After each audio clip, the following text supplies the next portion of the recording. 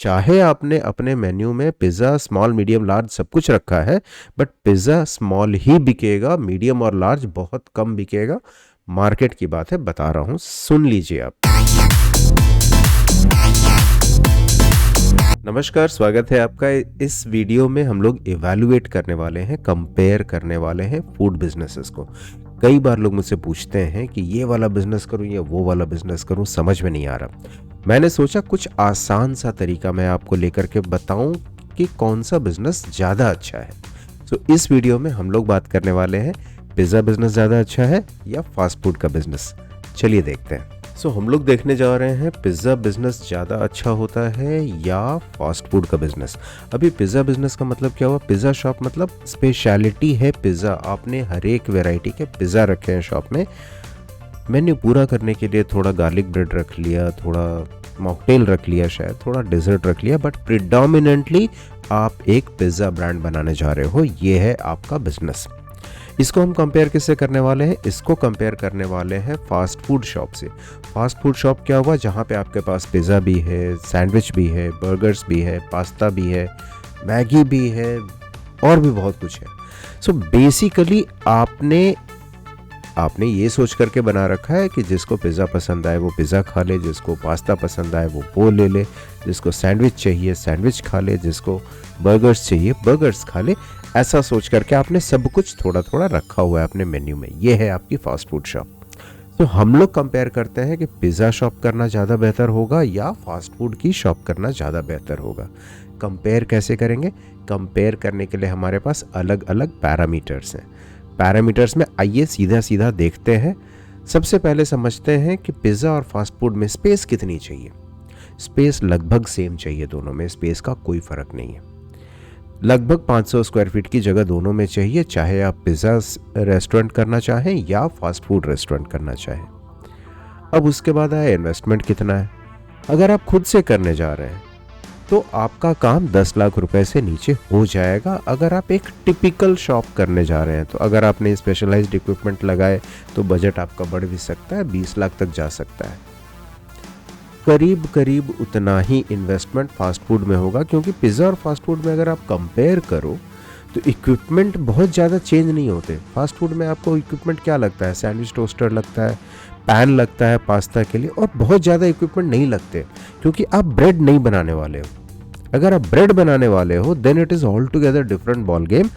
ये फिर एकदम अलग ही लेवल पे चला गया बिजनेस आपका। मैं उसकी बात नहीं कर रहा हूँ, मैं उस सिनेरियो की बात कर रहा हूँ जहाँ पे बर्गर के बन आपने मार्केट से उठाए, सैंडविच की ब्रेड आपने मार्केट से उठाई, करेक्ट। पिज़्ज़ा की जब बात कर रहा हूँ मैं, तो पिज़्ज़ा का ब्रेड आपने मार्केट से उठाया जरूरी नहीं है। हो सकता है आपने पिज़्ज़ा का जो बेस है वो मार्केट से लिया, हो सकता है आपने फ्रेश डो बनाया और फ्रेश डो का बेस लगाया। दोनों ही सिनेरियो में इन्वेस्टमेंट इसके अंदर ही होगा। फास्ट फूड का भी कंपैरिजन लगभग सेम है, कोई बहुत ज़्यादा फर्क नहीं है इन्वेस्टमेंट की बात करें तो। किस फॉर्मेट में सबसे अच्छा होगा? दोनों के लिए ही QSR फॉर्मेट सबसे बढ़िया है। QSR फॉर्मेट मतलब क्विक सर्विस रेस्टोरेंट। ये कैटेगरी है जहाँ पे आप फास्ट सर्विस देने में भरोसा रखते हो कि ऑर्डर दिया, 10 मिनट के अंदर आपको खाना मिल गया। ऐसा जो फॉर्मेट होता है ये 300 स्क्वायर फीट से लेकर के 500 स्क्वायर फीट तक के बीच में होता है, और पिज़्ज़ा हो या फास्ट फूड हो, दोनों ही शॉप आप उस जगह पे कर सकते हैं। अब उसके बाद आते हैं ऑर्डर वैल्यू की। ऑर्डर वैल्यू क्या है? ऑर्डर वैल्यू वो अमाउंट है जो on an average her bill pay आपको मिलता है। लेट्स से टोटल बिल आपके 20 गए पूरे दिन के, और पूरे दिन का बिजनेस आपका 5,000 रुपये हुआ, तो 5,000 को आप 20 से डिवाइड कीजिए, 250 रुपये आए। 250 रुपये है आपका एवरेज ऑर्डर वैल्यू। ये हम एनालाइज करते हैं जब बिजनेस को कंपेयर करने लगते हैं, जब बिजनेस की प्रॉफिटेबिलिटी देखते हैं तब। ऑर्डर वैल्यू की बात करें तो पिज़्ज़ा का ऑर्डर वैल्यू हमेशा फास्ट फूड से ज़्यादा होगा। पिज़्ज़ा स्पेशलिटी अगर आपने बनाई है तो वहाँ पे आपके पास स्मॉल पिज़्ज़ा भी है, मीडियम पिज़्ज़ा भी है, लार्ज पिज़्ज़ा भी है। ऑर्डर वैल्यू ऊपर रहता है आपका, 300 या उससे ऊपर जाएगा। फास्ट फूड अगर आपने बनाया है तो चाहे आपने अपने मेन्यू में पिज़्ज़ा स्मॉल मीडियम लार्ज सब कुछ रखा है, बट पिज़्ज़ा स्मॉल ही बिकेगा, मीडियम और लार्ज बहुत कम बिकेगा। मार्केट की बात है, बता रहा हूँ, सुन लीजिए आप ध्यान से। सो यहाँ पे आपका ऑर्डर वैल्यू 150 के आसपास रहता है, उसके ऊपर नहीं जाएगा, आप चाहे जितना मर्जी कोशिश कर लो। अब आ जाइए सप्लाई चेन में। सप्लाई चेन का मतलब क्या हुआ?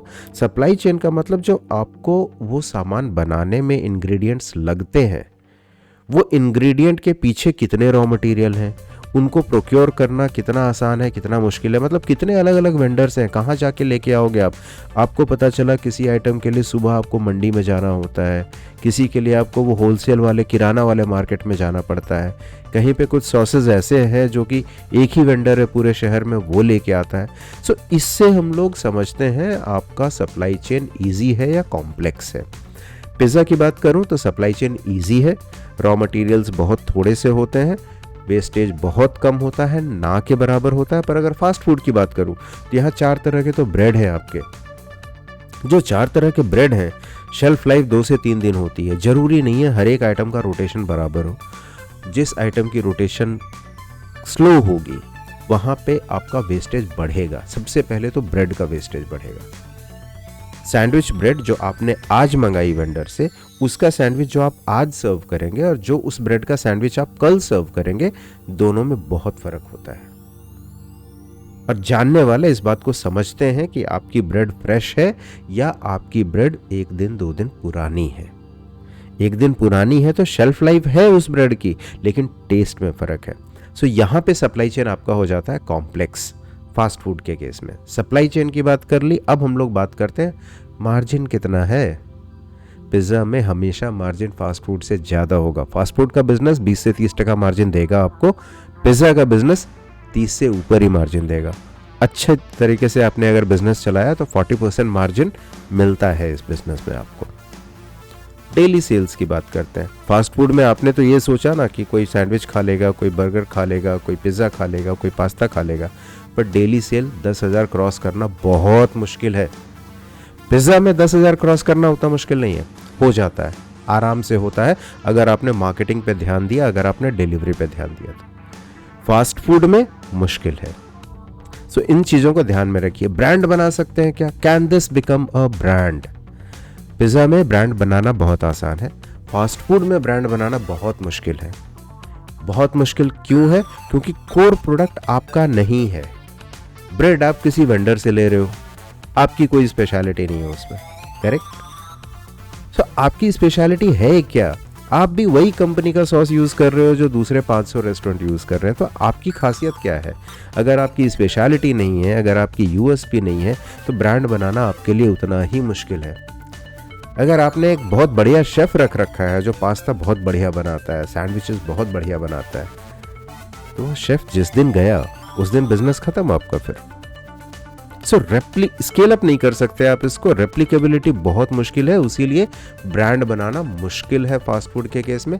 पिज़्ज़ा के केस में आप सारे प्रोसेसेस स्टैंडर्डाइज कर सकते हैं, ब्रांड बना सकते हैं, ब्रांड बनते भी हैं। अब इन सब के अलावा एक मोटी बात समझते हैं, महीने का 3 लाख प्रॉफिट कमा सकते हैं क्या इस बिजनेस में? पिज़्ज़ा में कमा सकते हैं, हर महीने 3 लाख नेट प्रॉफिट कमा सकते हैं। पिज़्ज़ा में कमाते हैं लोग, हर शहर में आपको इसके एग्जाम्पल मिलेंगे। फास्ट फूड में इसके एग्जाम्पल नहीं मिलेंगे, नहीं मिलेंगे। महीने का 3 लाख प्रॉफिट बहुत मुश्किल है। लाख रुपए का प्रॉफिट कमा लिया आपने तो बहुत हो गया, अच्छी तरीके से चलने के बाद भी, क्योंकि डेली सेल आपकी 10,000 क्रॉस नहीं करती वहाँ, यहाँ मुश्किल है। महीने का 3 लाख रुपए का काउंटर होगा, महीने का 3 लाख रुपए का सेल होगा, तो आप 3 लाख रुपए प्रॉफिट कहाँ से कमाएंगे? तो ये डिफरेंस है पिज़्ज़ा में और फास्ट फूड में। अगर आप कंपेयर कर रहे हैं, अगर आप दोनों बिजनेस के बारे में सोच रहे हैं, तो आई होप आपको यहाँ एक एनालिसिस कंप्लीट तरीके से मिलती है। पिज़्ज़ा बिजनेस में क्या अच्छा है, क्या बुरा है, फास्ट फूड बिजनेस में क्या अच्छा है, क्या बुरा है। सो हमारा अल्टीमेट वर्डिक्ट क्या हुआ? मेरे हिसाब से कौन सा बिजनेस करना चाहिए? मेरे हिसाब से करना चाहिए, अगर इन दोनों के बीच में चूज कर रहे हैं आप, तो आपको करना चाहिए पिज़्ज़ा बिजनेस। कैसा लगा वीडियो बताइए, नीचे कमेंट में लिखिए, और ऐसे ही दूसरे बिजनेसेस को जानने के लिए, समझने के लिए इस पेज को लाइक कर लीजिए। मिलते हैं दूसरे एनालिसिस के साथ बहुत जल्द।